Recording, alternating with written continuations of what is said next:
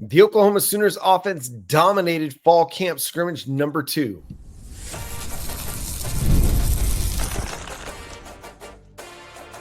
You are Locked On Sooners, your daily podcast on the Oklahoma Sooners. Part of the Locked On Podcast Network, your team every day. What's up, Sooner Nation? Welcome to Locked On Sooners, and thank you for making Locked On Sooners your first listen every single day. Shout out to all the everydayers out there. Tune in and subscribe to the show wherever you get your podcasts. We're part of the Locked On Podcast Network, your team every day. Today's episode is brought to you by FanDuel.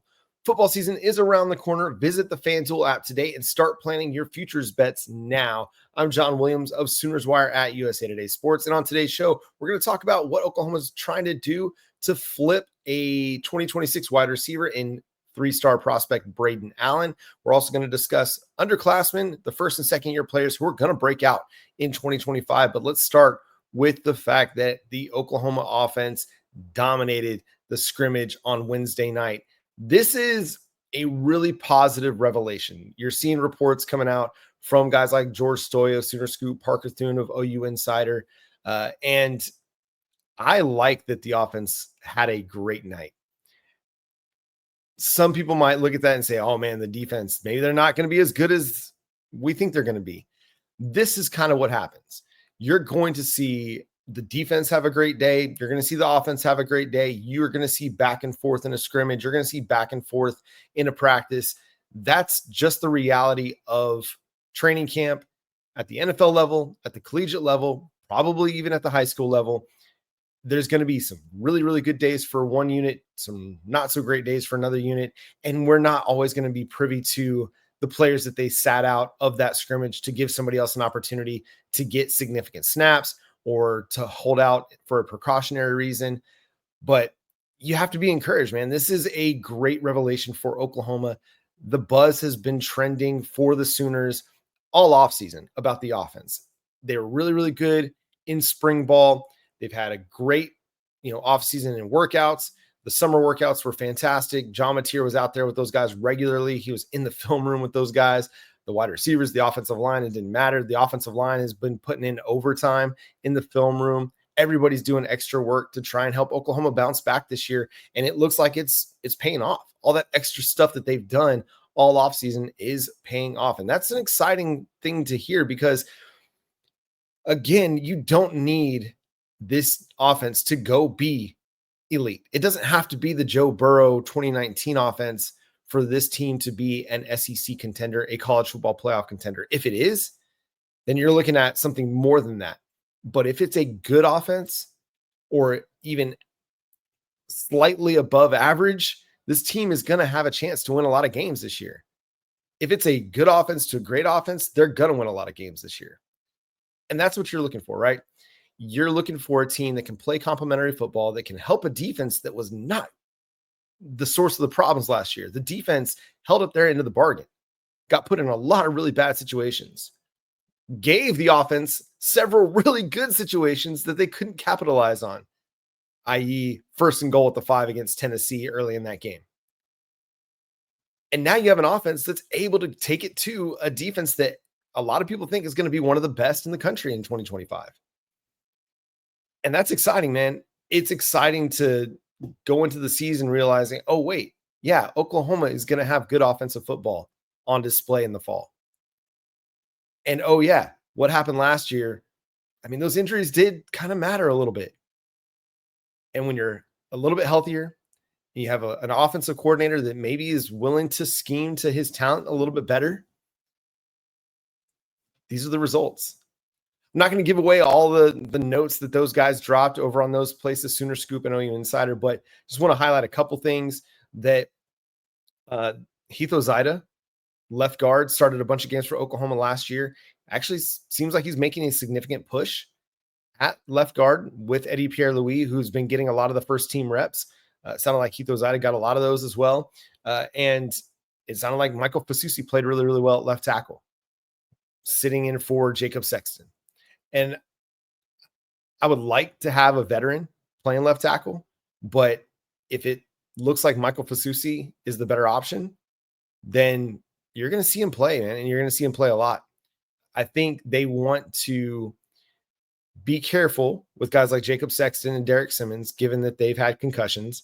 I think they want to get these guys first team reps against Oklahoma's defensive line and just kind of see where the chips fall. I saw one place, I want to say it was Gabe Eichard, talk about how there are 4 offensive line spots still up for grab. And I don't think that's a bad thing. You still have competition going on throughout fall camp. Would you like to have that settled? Yeah, you would, but you also want to have guys pushing each other too. This isn't one of those situations where there's no competition, and so you have no idea what you're getting from your offensive line. You have no idea who's going to be starting. It's encouraging because you have guys pushing one another. You have a true freshman in Michael Fasusi or Ryan Foje pushing the starters at their respective spots. You have guys improving from last year, pushing guys who are in the starting lineup at their respective spots.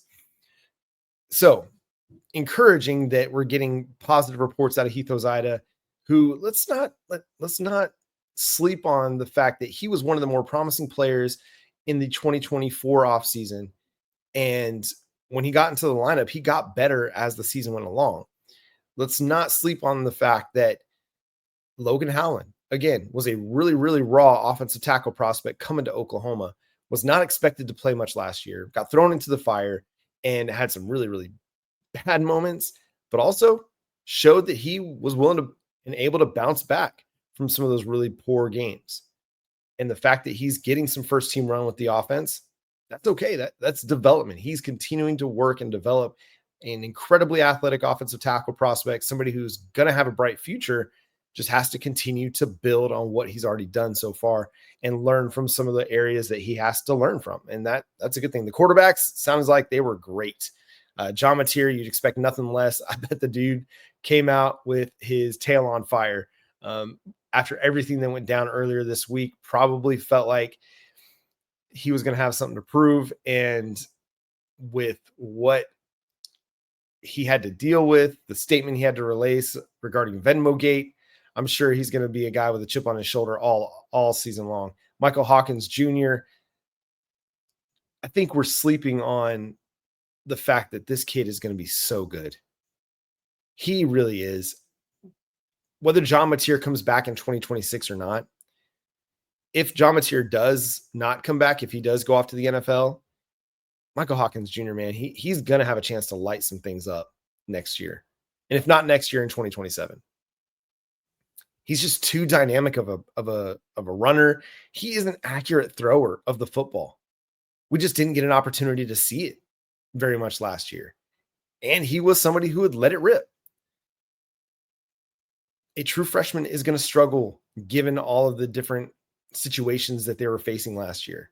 But the dude is incredibly talented and is going to have an opportunity to show off that talent. And again, of all the players that I'm looking forward to see play this fall, Michael Hawkins Jr. is up there. He's among them because I want to see what it looks like when he has a capable offense around him. I want to see what it looks like when he's got wide receivers that can go make a play, that are going to catch the ball. I want to see what it looks like when he's got a run game, when he's got an offensive line that can actually protect him a little bit, as opposed to what we saw against the South Carolina team that basically just teed off on a true freshman in the first 5 minutes of that game.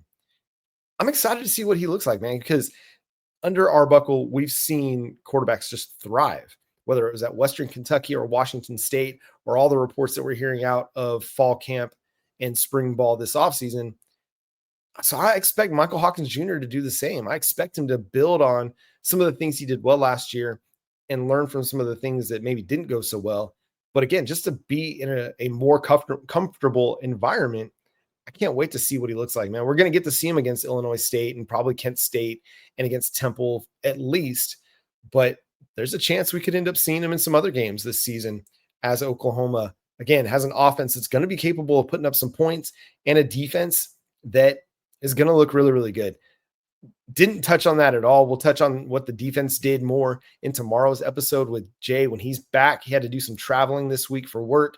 So little bit off schedule for us this week, but he'll be back for Friday's show. So again, make sure you're tuned in and subscribe to Locked On Sooners wherever you get your podcast. Let's discuss first year, second year breakouts coming in 2025, coming up next year on Locked On Sooners.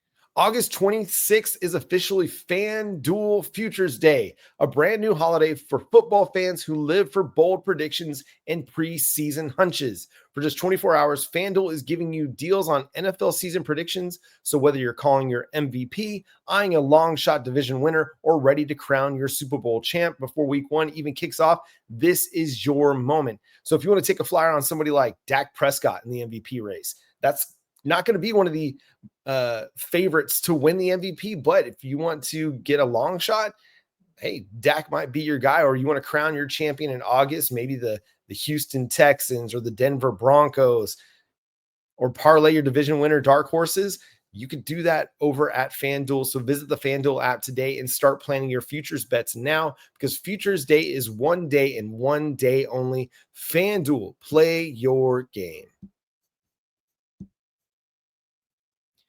Once again, thanks for making Locked On Sooners your first listen every single day. Shout out to all the everydayers out there tuning in and subscribe to the show wherever you get your podcasts. We're part of the Locked On Podcast Network, your team every day. We got first and second year players that are really showing out in fall camp. It's been an exciting revelation over the last couple of years to hear that like Jaden Jackson was absolutely thriving at defensive tackle. And even though it was against an offensive line that wasn't very good last year, he proved to be really good throughout the 2024 season and is going to be one of those players that is going to continue to trend in a really positive direction. He's going to have another great year this year in the middle of Oklahoma's defensive line. But who are some first and second year players that are going to break out this year? And we're hearing really positive reports out of fall camp. And I'm going to start with Tory Blaylock, the running back, the 4-star prospect who, again, blazing track speed, great quickness, great lateral agility. I don't think it's been discussed enough how good this kid is. He has good balance. He is a really talented player. And with Jaden not being held out of practice because of his shoulder, with Taylor Tatum and Xavier Robinson not getting a lot of time this fall, I'll be curious what's going on with those two, because it doesn't seem like they've been practicing much. But Tory Blaylock has taken advantage of every opportunity, and he's just impressed along the way. He was one of the standouts earlier this week when there were people out watching practice. Again, stood out in the scrimmage and is getting some first team reps, and he's been really good. He's just a natural ball carrier. Some guys are really, really fast. Some guys are really, really physical.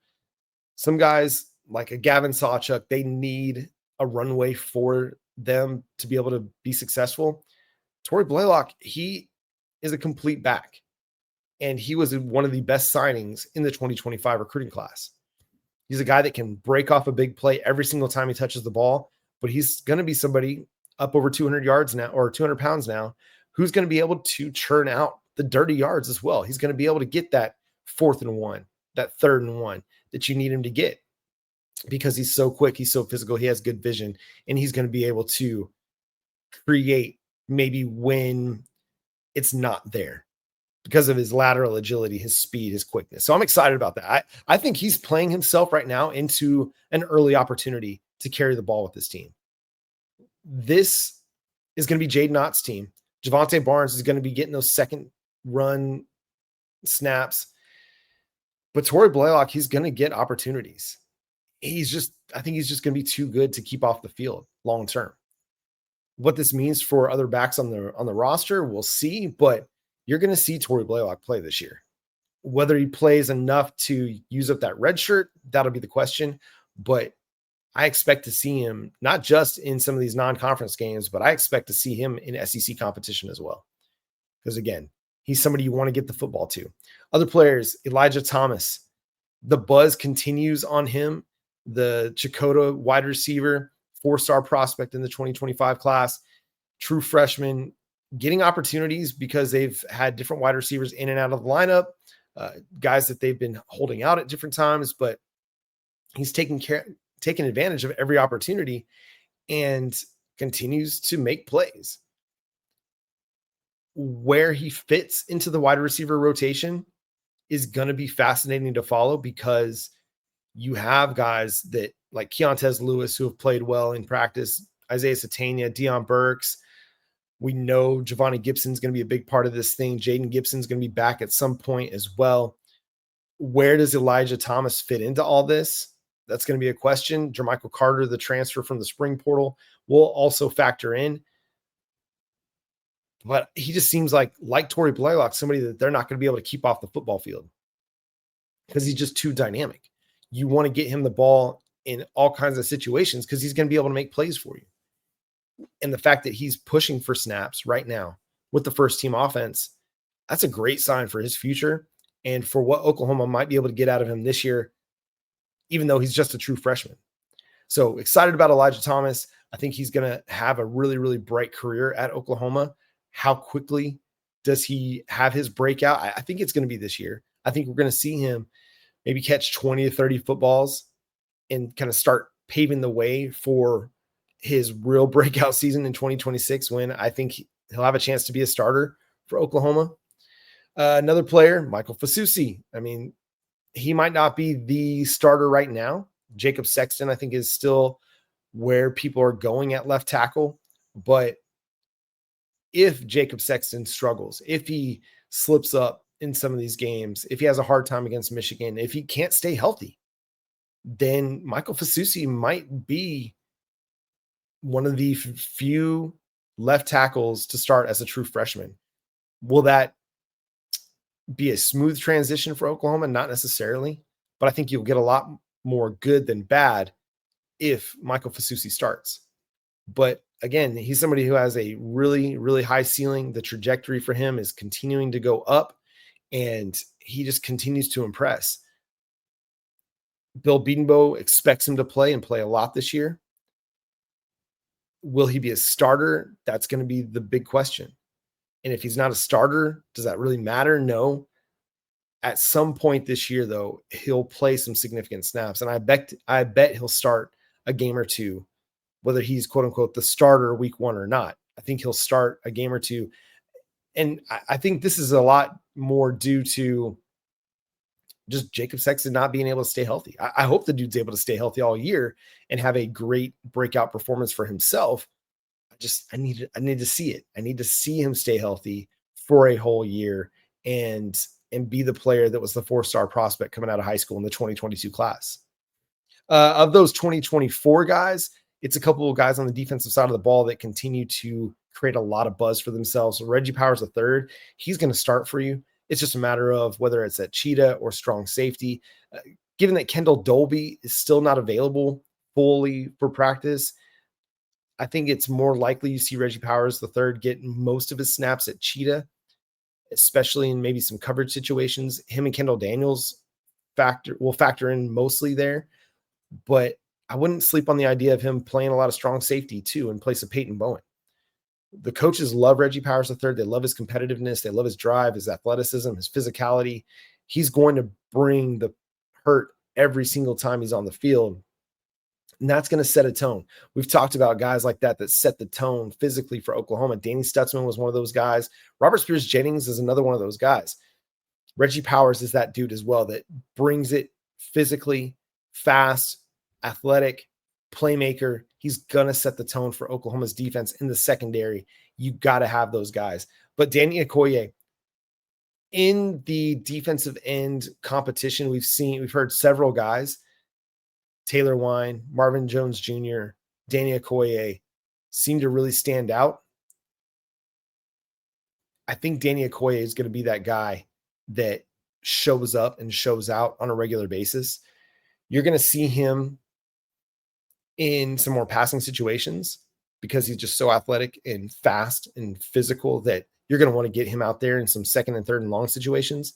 But he's going to be the guy that, okay, as we look to 2026 and R. Mason Thomas and Marvin Jones Jr. are going off to the NFL, who are going to be the guys that step up? I think everybody's excited about Taylor Wine and what he's going to bring to the table.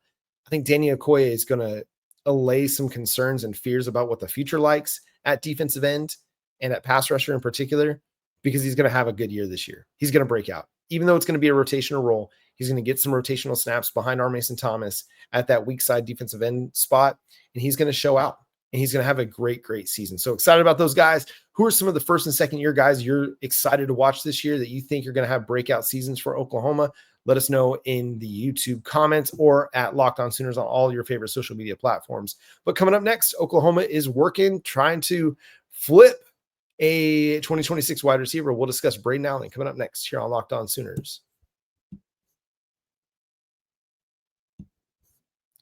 As summer winds down, there's something nice about getting back into a routine you love, and Wayfair makes it easy to set yourself up for the season ahead. From bedding and linens to storage solutions for every room, Wayfair is your one-stop shop to refresh your home. Are you looking for some better patio furniture for the fall? You want to sit out on your porch like my wife does and enjoy those fall temperatures, the breeze that comes through. Well, you got to go check out Wayfair. Are you looking to upgrade your interior? Now's the time. This is the perfect time to get your home ready, whether that's organizing, upgrading your workspace, or making weeknight dinners easier. Get organized, refreshed, and back to routine for way less. Head to wayfair.com right now to shop all things home. That's WAYFAIR.com. Wayfair, every style, every home at wayfair.com.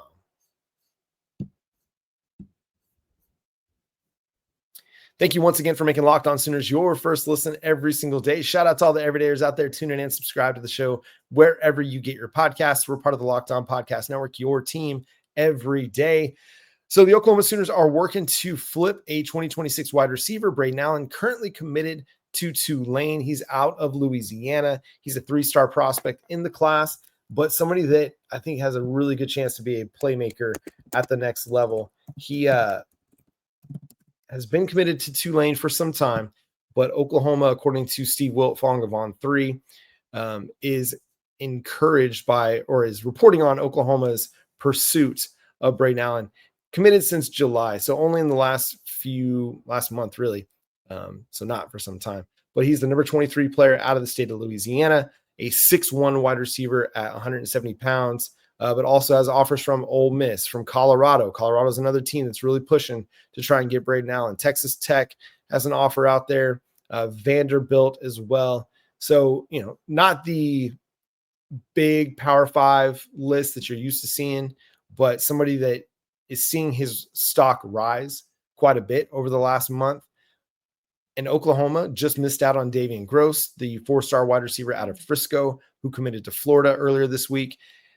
I like Brayden Allen's tape. It's hard to know exactly what the level of competition is that he's playing against in Louisiana, but he's looking really good against that level of competition. So things that I noticed, he wins in contested catches. That 6'1" frame allows him to go high point the football, and he battles. He battles defensive backs in the air for the ball. He's able to take on contact and still make the play, which is encouraging. Really like the way that he plays against press man guys that try to get up on the line of scrimmage with him. He absolutely shakes them out of their shoes and blows by them. So that's exciting.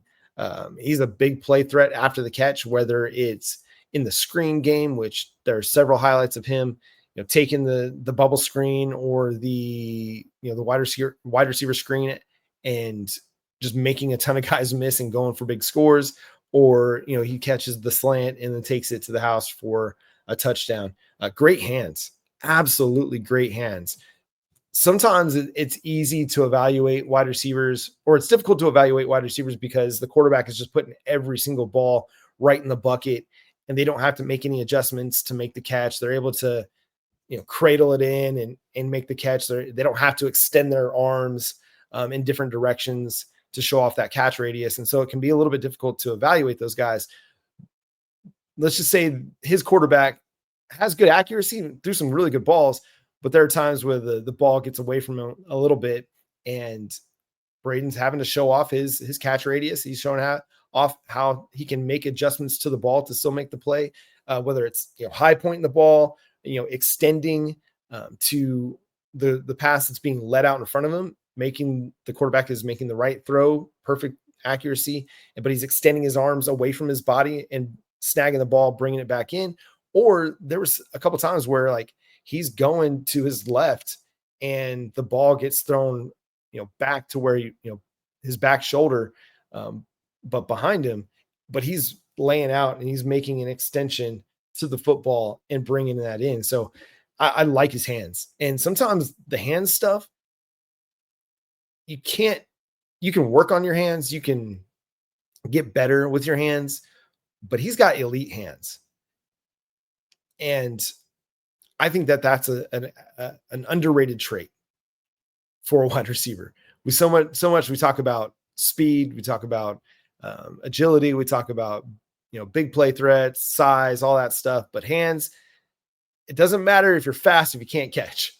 It doesn't matter if you got great routes if you can't catch. And he has really good route running. He's got really good speed. He's got really good size at 6'1". Got to fill out the weight a little bit, only 170, but he'll do that. But if you've got great hands, and you can win a lot, because you can win even when you're covered. You can win in a contested catch situation. The quarterback can trust that when he throws you the ball, you're going to catch it. You're not going to have a concentration drop. You're not going to be wide open down the field and then drop the ball. No, I'm excited. I'm encouraged. Listen, I know a lot of folks are gonna be like, oh, 3-star you, whatever. It's fine. Say what you want to say. He looks like a good football player to me against the level of competition that he played against. And that's always going to be a caveat in recruiting. A lot of the time, the reason that these guys are 3-star prospects is because of the level of competition, simply because of that. Not because they're not good football players, but because it's harder for the evaluators to judge, okay, is this a good team that he's playing against? What's the defensive back situation that he's playing against? But Brayden Allen, he looks like a baller, man. He looks like a guy that can play football. And I'll be encouraged if Oklahoma can get him to flip from Tulane. Again, Colorado's also trying to get him to flip, because you need to continue to fill out that wide receiver depth chart. I don't think that they have to go 3, 4, or 5 deep at wide receiver this cycle because of the youth that they have on the roster right now, but get another guy at least. Just get at least one more to go with Daniel Odom, the 4-star prospect out of Florida. If you can pair him with Brayden Allen, I think that's a really good duo to bring in to continue to work and develop that depth chart. And you can, kind of retool in 2027 and try and find some blue chip 5-star, 4-star wide receiver guys that you can continue to build that depth chart out with. But Brayden Allen, good football player. If Oklahoma is able to land that commitment, I think Oklahoma fans should be excited. If not, it's going to be tough because, again, he's already committed to Tulane, which we know Tulane's going to have resources to retain him. Colorado is pushing as well. And we know the draw of Coach Prime. But I think with what Oklahoma is going to do offensively this fall, I think that's going to encourage some wide receivers to maybe reconsider some of their decisions from the spring and the summer. But that's going to do it for today's episode of Locked On Sooners. Thanks so much for tuning in, being a part of the show. Subscribe to the show wherever you get your podcasts. We're part of the Locked On Podcast Network, your team every day. Make sure you follow my buddy Jay at Unfair Sports and check out his channel, Unfair Sports, over on YouTube. You can follow me at John9Williams and read my work covering the Sooners over at SoonersWire.com. The show is at Locked On Sooners on all of your favorite social media platforms. What else? Oh, yeah, we're going to do buy and sell on Friday. We'll go through some Friday fan feelings. Jay will be back. We'll discuss the defense in what happened in the scrimmage and why you shouldn't necessarily overreact to the idea that the offense dominated the defense. Just be more encouraged by what the offense did, not discouraged by what the defense didn't do. But we'll talk about that on Friday. We're also going to try and have a crossover with our guy Chris Marler of Locked On Gamecocks coming up in the future. And we're going to try and get some crossovers going with a lot of our SEC brethren as we get ready for the 2025 season. But we'll have the Locked On Squad show coming out Thursday afternoon. So be around for that because that's always a good time. But until next time, I'm John Williams for my partner, Jay Smith. We'll talk to you next time. Boomer Sooner.